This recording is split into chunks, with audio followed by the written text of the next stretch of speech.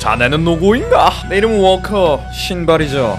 영상 시작하기 전에 미리 주의사항을 알려드리자면 제정신 아닌 상태로 만들었습니다. 원작이랑 겹친 내용이 있을 수도 있지만 대부분이 원작 내용이랑 안 맞으니 그냥 이번 영상은 뇌 빼고 봐주시는 걸 추천드리죠. 이 남자 이름은 워커, 아니 원래는 본명이 따로 있긴 했지만 도일이나 하인성처럼 주인공급의 캐릭터가 아니라서 본명조차 안 알려진 선글라스 얼굴이 합쳐져버린 비운의 사나이입니다. 하지만 이 남자가 태어날 때까지만 하더라도 그는 선글라스 같은 걸 쓰고 있지 않았죠. 이 남자는 유독 눈이 예쁜 아이였습니다. 그래서 어릴 때 어른들이나 친구들에게 눈이 예쁘다는 소리는 꽤 들어왔었습니다. 하지만 이 아이는 커갈수록 얼굴형이 점점 각져지기 시작했는데 그의 이런 각진 얼굴과 예쁜 눈알이 만나자 뭐랄까 형용할 수 없는 괴리감이 느껴지는 그런 얼굴이 되어버렸습니다. 이 친구는 그렇게 얼굴형이 되어버려도 딱히 별 생각이 없었는데 주변에서는 이 친구가 각진 얼굴을 가지고 있어서 무서운 인간인 건가? 하는 생각을 하다가도 그의 사슴 같은 눈망울을 보고 아 그냥 병신이구나 라는 생각을 하곤 했죠. 하지만 이런 예쁜 눈망울을 가지고 있던 남자에게도 꿈이 하나 있었으니 그건 보디가드가 되는 것이었습니다. 그는 보디가드에 걸맞게 꽤 덩치도 있었어서 어쩌면 보디가드가 되는 게 가능할지도 모른다라는 생각을 했죠. 이렇게 몇 년이 지나고 이 남자애는 성인 되었습니다. 다른 친구들은 다 대학교를 가는 것 같아 보였지만 워커는 자신의 꿈을 위해 보디가드로 바로 취업하겠다는 마음을 잡았습니다. 그래서 여러 군데 면접을 보러 가는데 다 떨어져 버렸죠. 그들이 워커를 떨어뜨린 이유는 거의 다 비슷했으니 인간이 너무 선하게 생겼다 라고 하거나 얼굴형이나 덩치는 좋은데 눈이 너무 맑아서 위협적이지 않다 라는 이유로 워커를 떨어뜨린 거였죠. 워커는 사람 생긴 거 가지고 이래도 되는 건가 라는 생각을 하며 절망을 했습니다. 워커는 곰곰이 생각을 해보니 자신이 떨어졌던 이유가 이 초롱초롱한 눈망울 때문이니까 눈을 가려버리면 괜찮지 않을까 라는 생각을 했습니다. 그래서 근처에 있는 안경점에 가서 선글라스를 하나 맞췄고 선글라스를 낀 채로 동네를 활보해보기 시작했습니다. 참 신기한 게 선글라스 끼기 전까지만 해도 사람들이 워커를 무섭다는 듯이 쳐다본 적이 없었는데 선글라스를 끼고 나니까 사람들이 알아서 워커를 피해 다니기 시작했습니다. 그리고 워커는 애들을 좋아해서 애들 보면 씩 하고 웃어줬었는데 선글라스를 끼고 애들한테 그렇게 웃어주니까 애들이 무슨 머리 3개 달린 괴물 본 것 마냥 비명을 지르며 울기 시작했죠. 워커는 근데 묘한 게 원래 그러면 당황스러워야 하는데 이번엔 뭔가 짜릿했습니다. 드디어 본인이 위협적이게 된 것 같아서 만족스러웠던 거였죠. 그래서 이제 경호에서 어디에 지원을 넣어도 합격할 수 있겠다는 직감이 왔고 면접을 보러 가려고 하고 있었는데 갑자기 검은 옷을 입은 긴 머리의 남자가 말을 걸어왔습니다. 워커는 감히 머리 3개 달린 괴물처럼 생긴 자신한테 말을 거는 담력 좋은 인간이 있는 건가 라고 생각하며 그 남자의 눈을 봤는데 마치 그 눈은 뭐랄까 내가 조별과제 자료조사하고 PPT까지 다 만들어 놓고 너는 발표만 하라고 해놨더니 발표 당일날 결석을 한 조언을 바라보는 그런 눈빛이었습니다. 워커는 그런 싸늘한 눈빛을 보자 순식간에 얼어붙었는데 그 남자는 워커에게 잠시 얘기 나눌 수 있겠냐고 물어봤습니다. 분명 그 남자는 그렇게 예의 바르게 물어봤지만 워커에게는 폐에 구멍 뚫리기 싫으면 따라와라 라고 들렸습니다. 아무튼 워커는 그 남자를 따라가 봤고 그 남자는 워커에게 혹시 카라스마라는 분을 위해 일할 생각이 없냐고 물어봤습니다. 워커는 그게 무슨 소리냐고 물어봤습니다. 그 남자는 워커에게 자신들의 조직에 대한 것들을 말해주기 시작했습니다. 자신들은 검은 옷만 입고 다니는 세간에 알려지지 않은 비밀 조직이고 몇십 년 전에 죽은 걸로 알려진 대부호 카라스마 렌냐라는 분을 위해서 일하는 조직이다. 그리고 그분은 비밀리에 어떤 연구를 하고 있다는 것까지 알려줬죠. 워커는 이 모든 얘기를 듣고 나서 이 인간을 경찰에 신고해야 하는 게 아닐까 하는 생각을 했지만 괜히 신고했다가 걸리면 이 살벌한 인간한테 바로 죽임을 당할 수도 있겠다 라는 생각도 들면서 이상하게 이 범죄 조직에 흥미가 생기는 기분도 들었습니다. 생각해보면 자신이 들어가고 싶었던 경호회사는 지 눈빛이 마음에 안 든다고 다 컷해버렸으니까 자신을 원하고 있는 이 검은 조직이란 곳에 들어가는 게 더 낫겠다는 생각이 들었죠. 그래서 그 더럽게 무서운 남자한테 가겠다고 말했고 그 남자는 사람 좋은 미소를 하며 자신과 함께 조직으로 가자고 말했습니다. 그 남자는 본인을 진이라고 소개를 했고 워커에게 너도 아마 조직 일을 하다보면 본인처럼 코드네임을 받게 될 거라고 말해줬습니다. 그 진이란 남자는 워커를 럼이라고 불리는 한쪽 눈이 의아닌 남자한테 데려가줬고 그 남자는 워커를 유심히 보더니 선글라스를 한번 벗어보라고 말했습니다. 워커는 자신감 있게 선글라스를 벗어줬고 의아닌 남자는 선글라스 벗은 모습을 잠시 보더니 다시 얹으라고 말했습니다. 럼은 한동안 생각을 하더니 워커에게 너는 잘 때도 선글라스를 끼고 씻을 때도 선글라스를 끼라고 말하며 절대 선글라스를 벗지 말라고 당부를 했습니다. 워커는 딱히 어려운 일이 아니니까 알겠다고 말했고 럼은 흡족한 미소를 지으며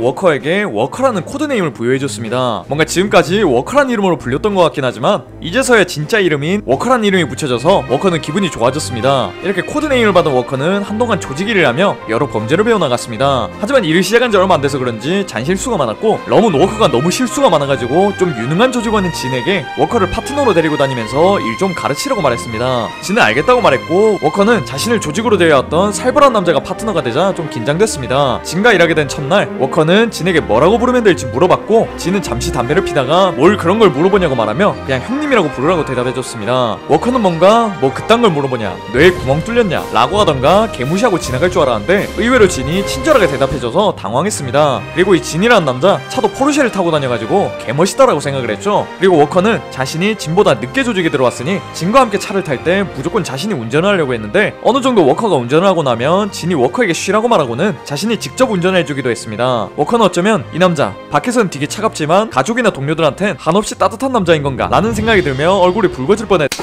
아무튼 워커는 진과 함께 다니며 조직의 여러 일을 배우게 됐습니다. 물론 도중 워커가 검은 조직이란 조직이 비밀 조직이란 걸 까먹고 지 이름 적는 칸에 워커라는 이름으로 적는다던가 지나다니는 사람한테 시비 털면서 내가 모시고 있는 분이 누군 줄 알아? 바로 카라스브라 사람이라니까 라고 말한 적이 있어서 진한테 관자놀이에 총 맞을 뻔한 적이 한두 번이 아니긴 했습니다. 하지만 이렇게 쳐맞으면서 배우다 보니 워커도 어느새 0.8인분 정도 하는 사람이 되어갔죠. 그렇게 조직일을 하다 보니 워커의 능력은 신비하게도 오르진 않고 계속 0.7에서 0.8인분을 했고 워커가 이딴 식으로 일하니까 진의 일 능력이 올라가서 혼자 2인분의 일을 할 수 있는 사람이 되어버렸습니다. 이렇게 되다 보니 조직 내에서는 진이 조만간 카라스마의 최측근인 럼과 견줄 수 있을 정도의 사람이 될 수 있다는 소문이 들었고 워커는 그 소식을 듣고 나서 진에게 축하한다고 그렇게 되면 자신한테도 한 자리 주는 거냐고 물어봤습니다. 그러자 진은 개정색을 하면서 지랄하지 말라고 대답했습니다. 워커는 진이 앙탈 부리는 거라고 생각하며 넘어갔죠. 그렇게 시간이 어느 정도 지나고 워커와 진은 놀이공원에 거래를 하러 갔다가 남도일이란 남고생을 독약으로 죽이기도 하고 조직을 배신하고 떠났던 쉐리를 다시 만나는 등 여러 일들을 겪었습니다.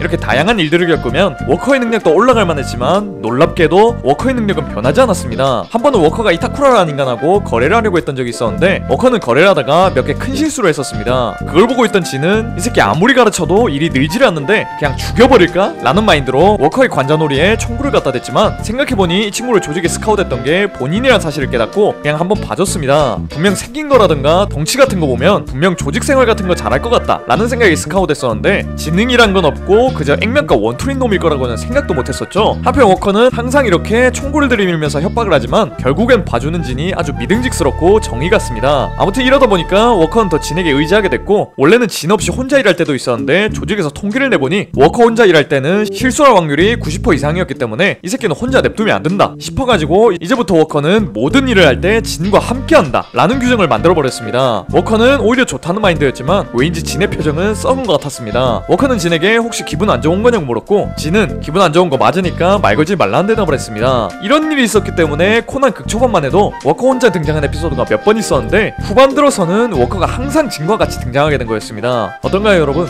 그럴듯하지 않습니까? 물론 이 워커의 삶이란 영상에 객관적인 팩트 같은 것은 거의 없다고 봐야 하는 수준이지만 그래도 좀 설득력이 있지 않나요? 설득력 있다고 말하셔야 할 겁니다. 왜냐면 이런 컨셉으로 다른 캐릭터의 삶들도 만들 거거든요. 죄송합니다. 제발 재밌게 즐겨주시길 바랄게요.